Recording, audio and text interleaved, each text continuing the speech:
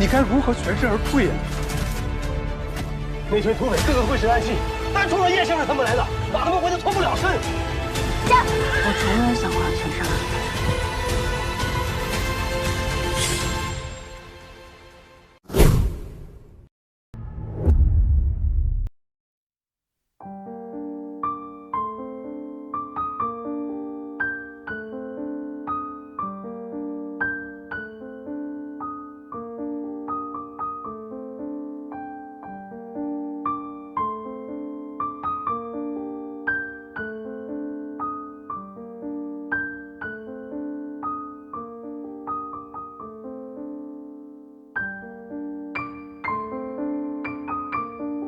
进宫，宫人内官，尽数提来审问。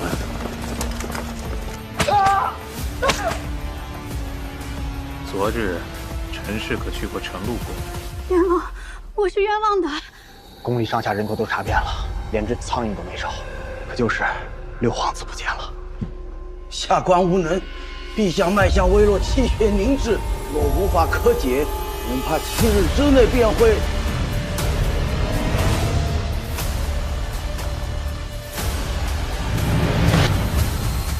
首领，今日没有什么消息。这几日没接到人，恐怕周司使已进入北营了。京里抓了个探子，说你投了招人，这没影的事儿憋得出来。要么你这儿有内鬼，要么皇都里出了鬼。北地就这么些人，要查容易。此时问你，护送你来北地的是什么人？你别告诉我是七秀司司使。我很早就喜欢他了。你该知道七秀司是做什么的，这是你的私事，司属本部该过问。可这里面实在太过凶险了。你要知道，你二人身份如果有朝一日分离，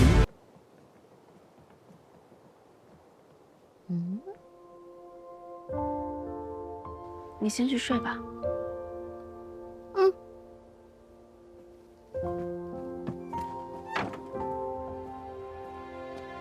怎么还没睡？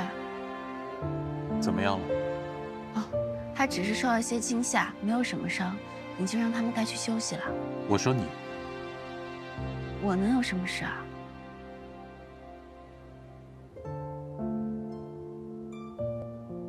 说起来还要谢谢你，要不是你给了我这个小玩意儿，要不是我送了你这个小玩意儿，让你觉得心里有了依靠，你冲上去之前还得多思量半刻。我真想不明白了，今天那两父子算是豁出去了，就算杀人灭口也不奇怪，你都不知道怕吗？以前祖父也常问我，是不是天生少根筋，老虎的胡须都敢拔。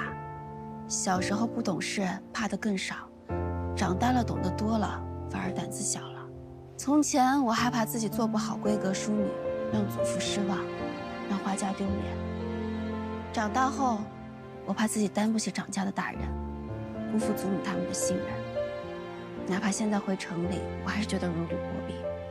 我母亲每晚都睡不安然的，她生怕一醒来就又重新饥寒交迫。他们比我更怕，所以我不能怕。是我把他们带回来的，我得护住他们。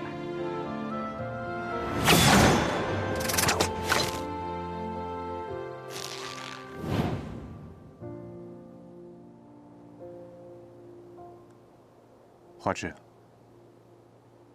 我说错了。光嘴上赔不是可不行。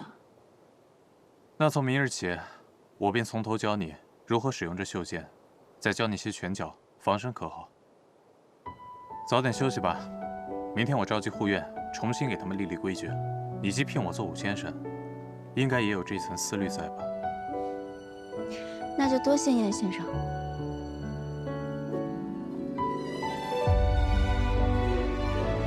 华芝，你想要护住他们，我便来护着你。至少，在我离开之前。哎呀，终于把那个姓李的给打发走了，我这心里呀也踏实多了。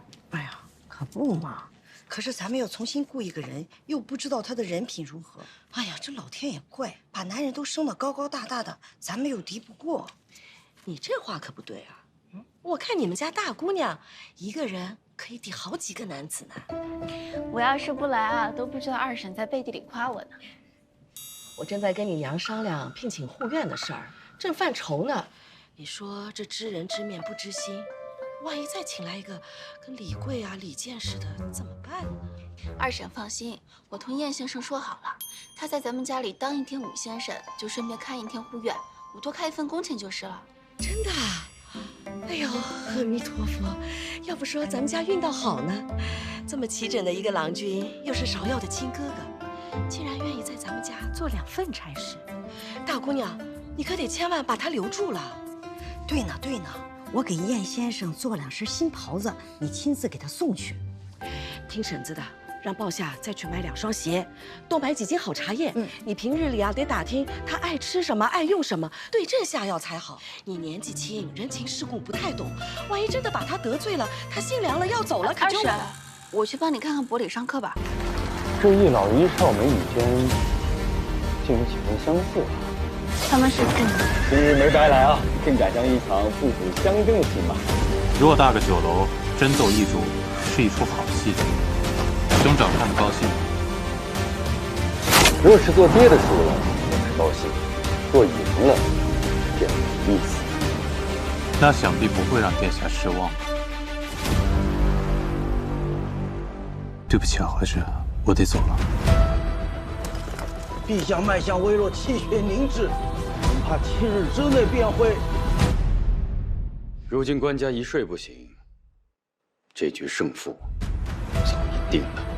今日起，花季、白季同楼竞技，5日之后，筹多者胜。怀侄，我们离得越近，你离应验的宫廷也就会越近。花纸姑娘，今日好热闹。顾妍希，谢谢你叫我骑马。怎么突然想起来谢我了？今日我骑在马上，第一次带大家出门，我忽然觉得自己好像可以跑得更快、更远。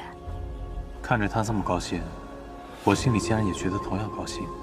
原来人与人的心是可以如此相通的。我想用不了几日，他们便会动身离京。你带些好手，一路沿途查索，无论孤身还是结队，宁肯错杀，也不换。去。什么情况？前面有个山谷，要小心一些。你说前面那个山谷，若是行军打仗，会如何？要么一夫当关，万夫莫开；要么瓮中捉鳖，如探囊取物。鱼。